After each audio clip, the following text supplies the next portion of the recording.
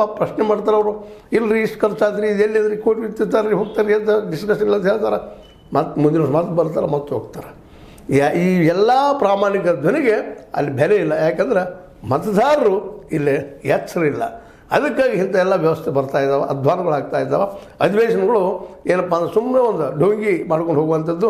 ಅಧಿವೇಶನ 9 ದಿವಸ ಚೇಂಜ್ ಮಾಡಿ ಹೋಗ್ತಾರೆ. ಇಲ್ಲಿ ಬಂದಂಥ ಎಲ್ಲ ದಕ್ಷಿಣದ ಶಾಸಕರಾಗಿರಿ ಮತ್ತೇನೋ ಆಗಲಿ ಗೋವಾಗೆ ಹೋಗಿ ಮಜಾ ಮಾಡಿ ದಿನಗಳು ಮುಗಿಸ್ಕೊಂಡು ಹೋಗಿಬಿಡ್ತಾರೆ. ಎಲ್ಲ ಇರಲಿ, ಈ ಸಲ ಮಾತ್ರ ಅಧಿವೇಶನ ಒಳ್ಳೆಯದಾಗಲಿ ನಾವು ಬಯಸ್ತಾ ಇದ್ವಿ. ಅದು ಎಷ್ಟು ಮಟ್ಟಿಗೆ ಆಗ್ತದೆ ಗೊತ್ತಿಲ್ಲ. ಅದರಲ್ಲೂ ಸಿದ್ದರಾಮಯ್ಯನವರಾಗಿರ್ಬೋದು, ಡಿ ಕೆ ಶಿ ಅವರಾಗಿರ್ಬೋದು. ಈಗ ಬೇಗ ಮುಖ್ಯಮಂತ್ರಿ ನಾನು ಅನ್ನೋಂಥದ್ದು. ಡಿ ಕೆ ಶಿ ಅವ್ರಿಗೆ ಏನಾದ್ರೆ ಕರ್ನಾಟಕ ರಾಜ್ಯ ನಂದನವನ ಆಗ್ತದನ, ಅಥವಾ ಸಿದ್ದರಾಮಯ್ಯರು ಮುಂದುವರೆದು ಅವರು ನಂದನವನ ಮಾಡೋರಿದ್ದಾರೆ.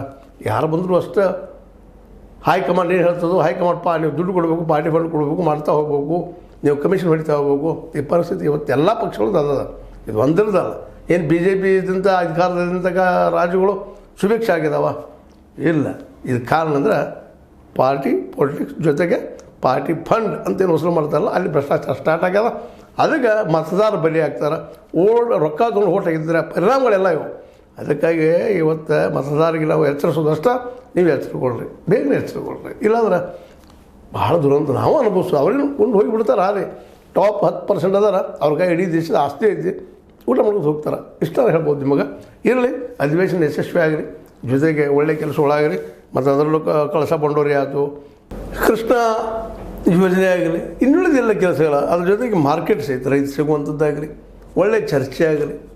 ಅದೇ ಕಾಲಕ್ಕೆ ಮತದಾರರು ನಮ್ಮ ಎಚ್ಚರಿಕೆಯಿಂದ ತಮ್ಮ ಬೇಕಾದಂಥ ವ್ಯಕ್ತಿನ ಆಯ್ಕೆ ಮಾಡುವಂಥದ್ದು ಆಗಲಿ. ಅದಕ್ಕಿಂತ ಮುಖ್ಯವಾಗಿ ಅಧಿವೇಶನ ಯಶಸ್ವಿ ಆಗಲಿ ಈ ದಿಶೆಯಲ್ಲಿ. ಮತ್ತು ಬಿದ್ದವರ ಸಲುವಾಗಿ ಚರ್ಚೆ ಆಗಿ ಪರಿಹಾರ ಹುಡುಕುವಂಥದ್ದು ಕೆಲಸ ಇಲ್ಲ ಆಗಲಿ. ಒಣ ಪ್ರತಿಷ್ಠೆ ಜಗಳಗಳ ಧಿಕ್ಕಾರ ಕೂಗಿಸುವ ಕೇವಲ ಕೆಲಸಗಳಾಗುವಂಥ ಆಗಬೇಕಾಗಿಲ್ಲ.